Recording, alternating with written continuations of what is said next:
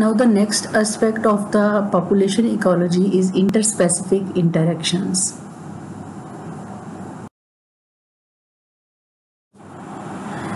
Interspecific interactions are the interactions which are existing between the members of different species, or we can say that these are the interactions which exist between different species in a community.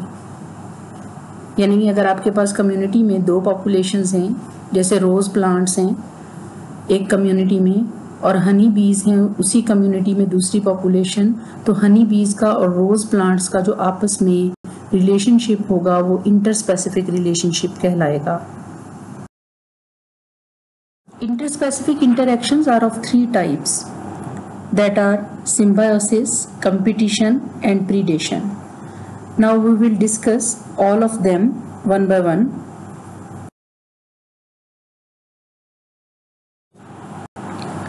Symbiosis is a term which is used for interspecific interactions in which two species live together in a long-term friendly association.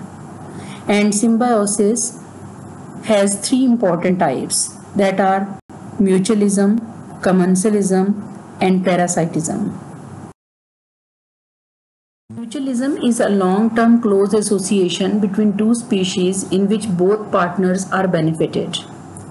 Mutualism can be facultative when partner species are capable of independent existence of one another. जैसे अभी मैंने आपको पहले बताया है, हनी बीज और रोज plants का जो रिलेशनशिप है वो इंटरस्पेसिफिक रिलेशनशिप है. फर्दर वो किस कैटेगरी से बिलोंग करता है? फैकल्टेटिव म्यूचुअलिज्म से. वो क्यों? क्योंकि जो हनी बीज और रोज प्लांट्स हैं हमेशा के लिए आपस में एसोसिएट या लिंक्ड नहीं है. इनकी एसोसिएशन उसी वक्त होती है जब हनी बीज नेक्टर कलेक्ट करने के लिए आती हैं. उस वक्त वो रोज प्लांट्स को पोलिनेशन में हेल्पफुल होती हैं. दूसरी साइड पर रोज प्लांट उसी टाइम पर उनको हनी बीज को as a diet nectar provide कर देता है. Second type of the mutualism is obligate mutualism, when relationship is vital for the existence of both the partners. ऐसा रिलेशनशिप लाइकन्स शो करती हैं जहां फंजाई और एल्गी एक दूसरे के बगैर नहीं रह सकते. इस एसोसिएशन में उनको हमेशा के लिए एक दूसरे के साथ ही रहना पड़ता है. There are some examples of mutualists.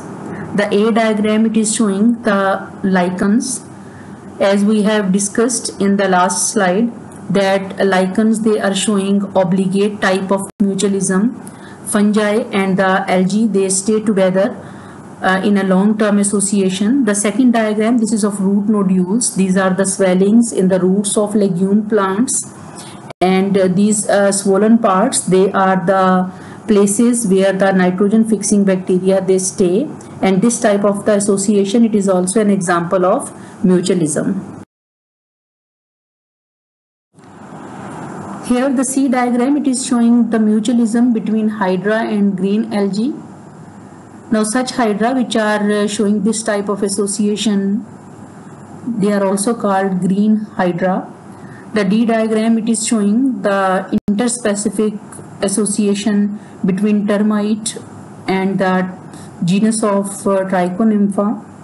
These are the flagellates which help in the digestion of cellulose to the termites. In the same way, the cattle and the horses, they are also having certain bacteria which are staying in their guts, and there they help in the digestion of the cellulose and to remove harmful metabolites. Second type of symbiotic interspecific interaction is commensalism.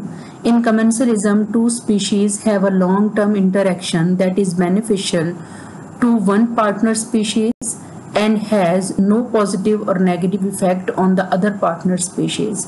Here are some examples of commensalism.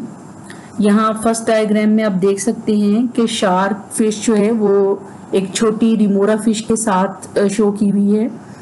Shark क्योंकि predator fish है, तो जब अपने pray को ये ईट करती है तो उस वक्त जो छोटे पीसेस गिर जाते हैं, रिमोरा प्रीडेटर नहीं है, ये उन गिरे हुए पीसेस को ईट कर लेती है. तो रिमोरा फिश को बेनिफिट हो जाता है, जबकि शार्क को ना कोई बेनिफिट है और ना ही कोई हार्म। सेकंड डायग्राम में आप देखिए जो पिचर प्लांट है, इस पिचर प्लांट ने एक होम ग्राउंड दिया हुआ है। यहाँ इसके अंदर ये रेन वाटर भरा हुआ है पिचर प्लांट के पिचर में, और उसमें जो मॉस्किटोज हैं उन्होंने अपने एग्स ले किए हैं और वहाँ लार्वी ग्रो हो रहे हैं, और ये एक प्लेस दे रहा है जहाँ लार्वी अपने लाइफ साइकिल की नेक्स्ट स्टेज पर पहुंच सकेंगे। जबकि जो थर्ड डायग्राम है उसमें येलो बॉडीड सैप सकर, ये जो आपको बर्ड नजर आ रहा है, ये प्लांट्स की बार्क्स में या उनके स्टेम्स के अंदर होल्स करता है, और उन होल्स में से जो फ्लोइंग से सैप है वो बाहर रिसता रहता है। ये उस सैप को ड्रिंक कर लेता है, या फिर इस तरह होता है कि अगर कोई इंसेक्ट्स उस सैप में धंस गए हैं तो नेक्स्ट शिफ्ट में आकर ये उनको ईट करता है।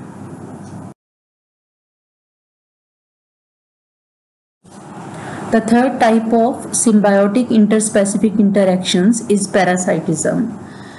It is a long-term close association between two species in which one gets benefits and the other is harmed.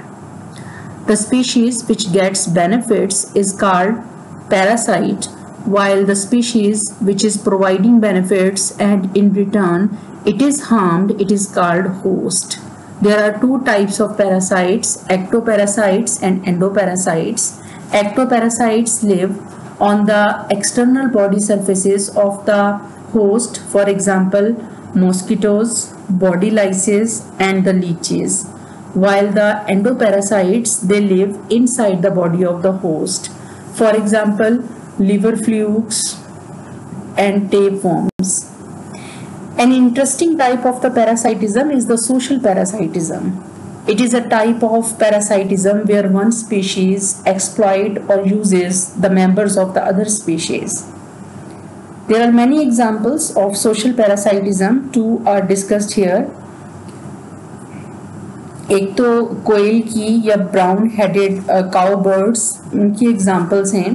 ये जो कुकूज हैं और ब्राउन हेडेड काउ बर्ड्स हैं, ये कभी भी अपने नेस्ट्स नहीं बनाते, ये दूसरे बर्ड्स के नेस्ट्स को यूज़ करते हैं एग लेइंग के लिए भी, और फिर नेक्स्ट जो हैं अपने यंग वंस को की रेयरिंग के लिए भी।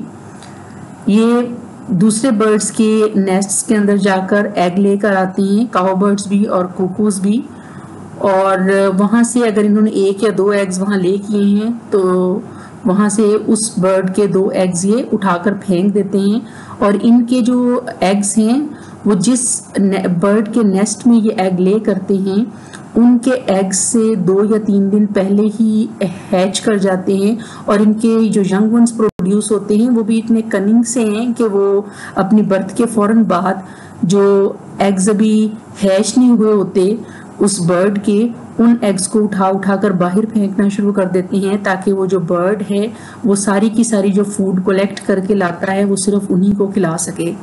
दूसरी एग्जांपल एक चींटियों की स्पीशीज़ की है। वो दूसरी स्पीशीज़ के मेंबर्स के ऊपर अटैक करते हैं और अटैक करके उनसे फूड छीन लेते हैं, और बजाय इसके कि खुद फूड को ढूंढें, तलाश करें और फिर उसको घर लेके जाएं, वो इस तरह से उनसे छीन कर घर ले जाते हैं। तो ये भी सोशल पैरासाइटिज्म की एग्जांपल है।